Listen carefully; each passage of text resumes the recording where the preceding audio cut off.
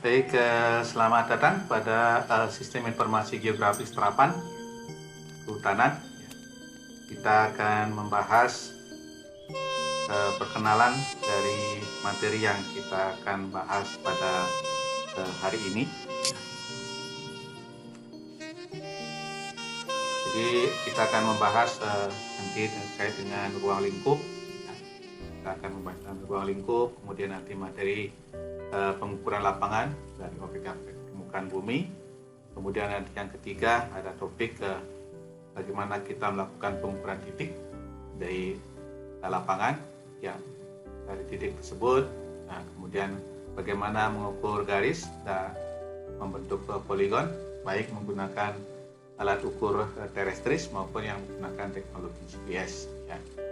Kemudian juga mana minggu berikutnya kita akan membahas terkait dengan bagaimana konsep pemetaan itu sendiri dan bagaimana teknik analisis dan penyajian peta yang menggunakan teknologi sistem informasi geografis. Nah, kemudian setelah UTS, ya, nanti kita akan lebih memperdalam lagi, ya, khususnya yang di pengolahan di laboratorium. Kita akan membahas terkait bagaimana dengan teknologi sistem informasi geografis itu sendiri untuk pemetaan digital, kemudian bagaimana proses input, kemudian manajemen data, kemudian bagaimana melakukan analisis, manipulasi sampai penyajian, ya. Oke, bagaimana basis data itu digunakan di dalam sistem informasi geografis. Kemudian yang menjadi core dari proses spasial ini adalah bagaimana kita melakukan operasi spasial dan tabular, ya, karena semua informasi spasial itu adalah terkoneksi, terlink dengan data tabular yang kita sebut dengan atribut, maka ini menjadi sangat penting. Sehingga proses-proses manipulasi dan analisis yang pada dibahas pada setelahnya itu akan menjadi mudah dilakukan, ya. Setelah manipulasi dan analisis, baru nanti kita akan memperdalam bagaimana proses analisis spasial dilakukan, ya, dengan fungsi-fungsi khusus. Misalnya nanti kita akan membahas bagaimana membuat buffering, ya, bagaimana menghitung bagaimana membuat slope, aspek, hillside, ya, elevasi dan sebagainya, ya.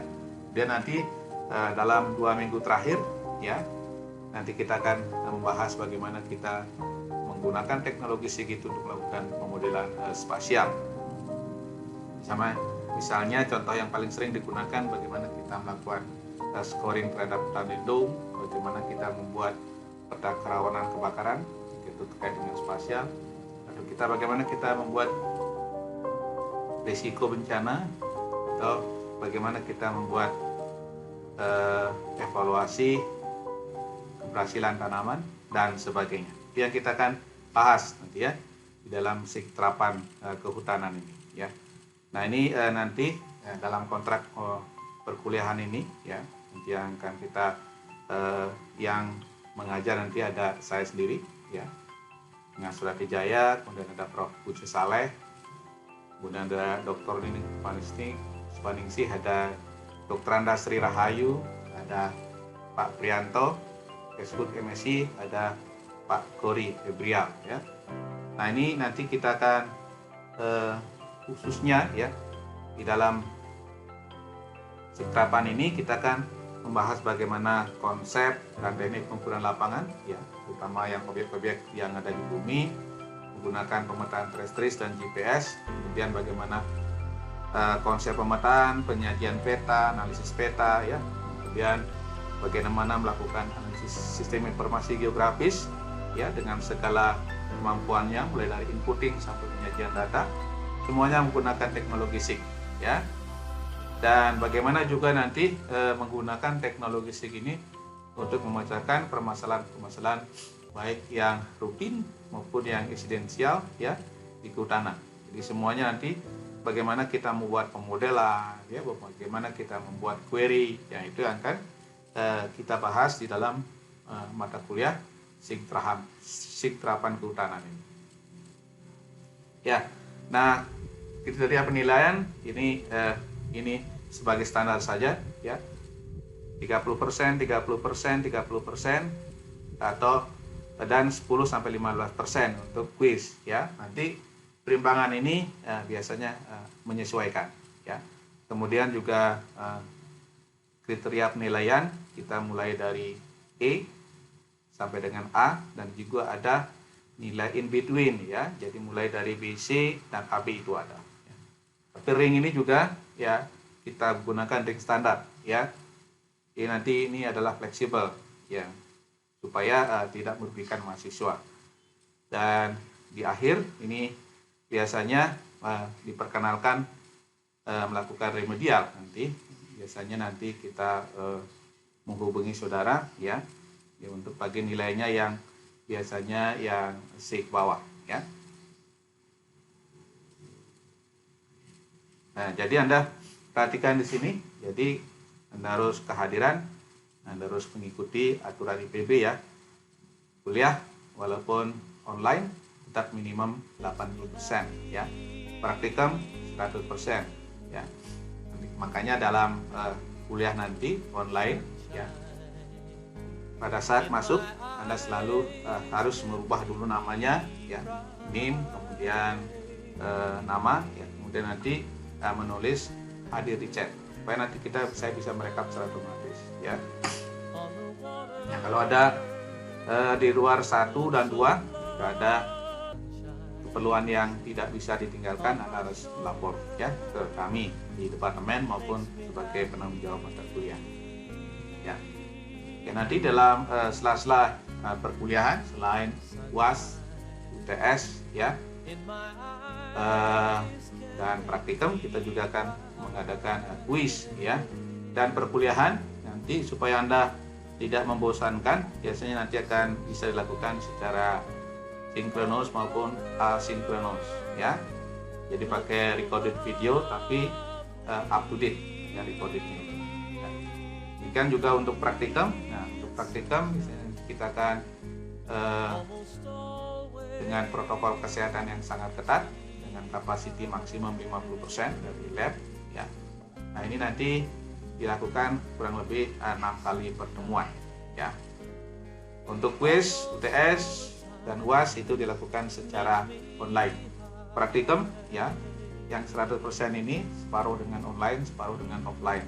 Yang offline juga nanti kapasitinya akan bagi 2, sehingga sesungguhnya Anda pada saat praktikum offline itu hanya menggunakan waktu 1,5 jam per 1 kali praktikum. Selebihnya Anda melakukan exercise di rumah. Maka dari itu dianjurkan Anda mempunyai laptop ya yang capable untuk melakukan praktikum sendiri mandiri ya. Oke, jadi nanti demikian ya strategi perkuliahan daring saja ya untuk saat ini. Sedangkan untuk praktikumnya nanti Anda bisa offline separuhnya ya.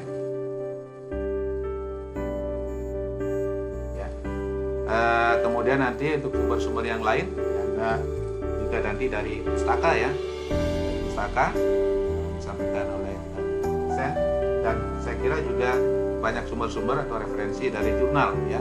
Ini nanti ada juga tugas membaca bagi Anda ya. Karena nanti tatap muka dilakukan secara virtual dan intensif ya.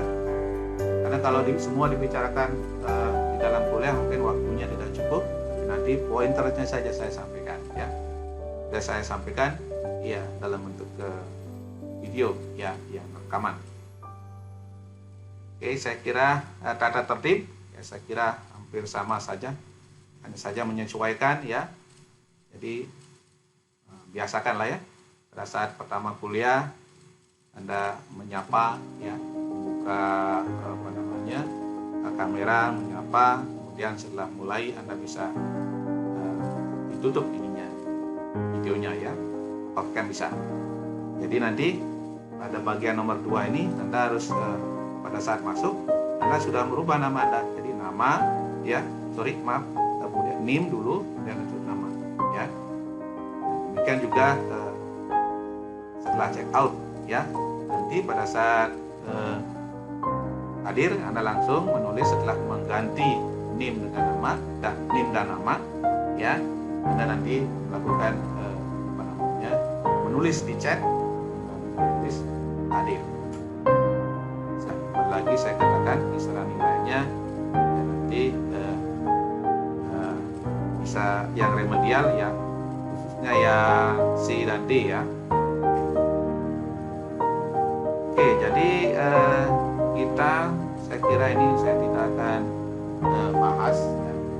Dan bahas bagaimana Anda berjanji kepada diri sendiri ya, sesungguhnya itu kita proses. Anda kan mahasiswa itu adalah adult learner. Jadi oleh karena itu ya usahakan pada saat kita membuat learning contract ini adalah sesungguhnya berjanji pada diri sendiri ya, tepat waktu, menjaga lingkungan tetap kondusif gitu ya, kemudian menghormati mahasiswa yang lain dan dosen ya. Jadi ingat bahwa tugas utama Anda adalah belajar ya. Dan juga ingat bagaimana kebijakan dari IPB ya terhadap integritas akademis ya, dan berusaha mematuhi setiap saat ya. Jadi demikian juga nanti hindari yang namanya plagiarisme ya, jiplak ya, itu tidak boleh, itu adalah sebuah kejahatan ya. Nah demikian juga kami ya dari pihak dosen mengajar ya, kita akan berusaha selalu tepat waktu menjawab pertanyaan ya, kemudian mudah menghubungi ya sedapat mungkin, semoga mungkin Anda bisa membuat menghubungi lewat WA dulu ya, karena ini biasanya selalu online, maka baiknya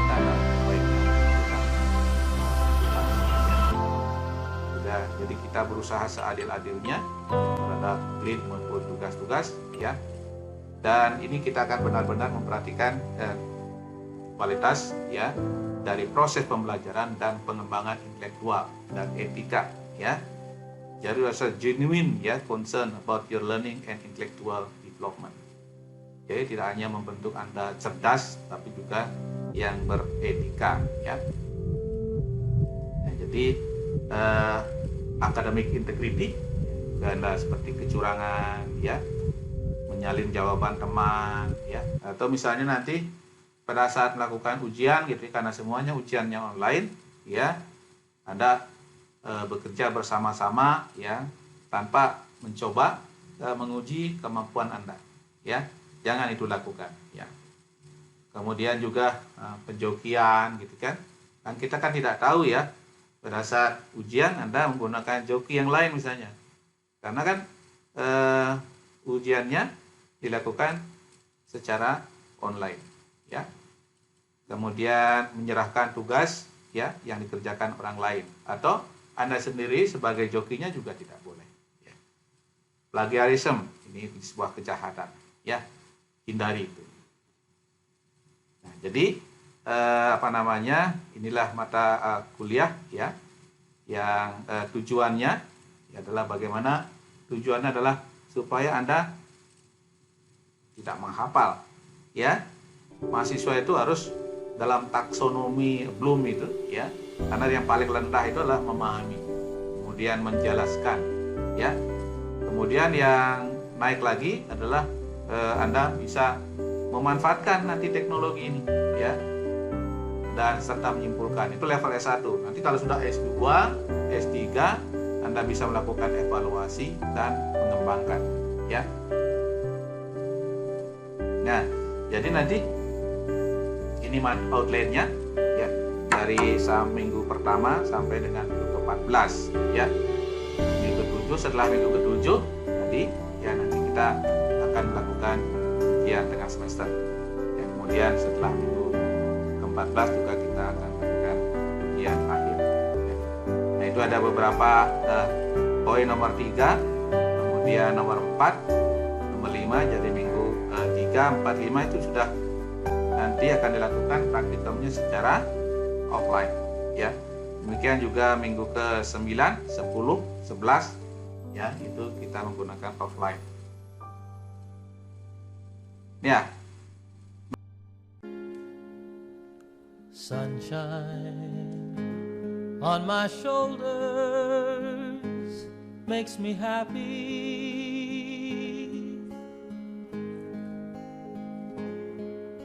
Sunshine in my eyes can make me cry.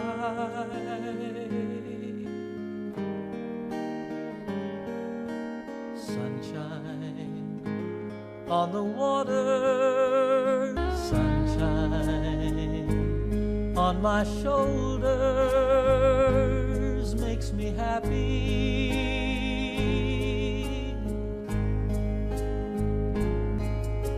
Sunshine in my eyes can make me cry.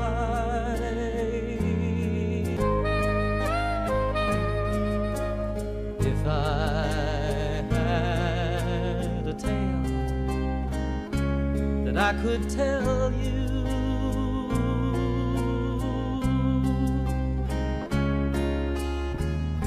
I'd tell a tale sure to make you smile.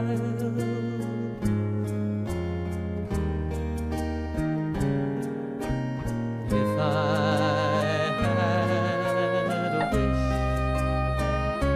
that I could wish for you,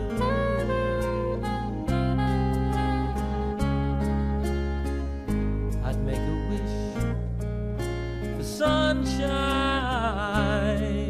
all the while.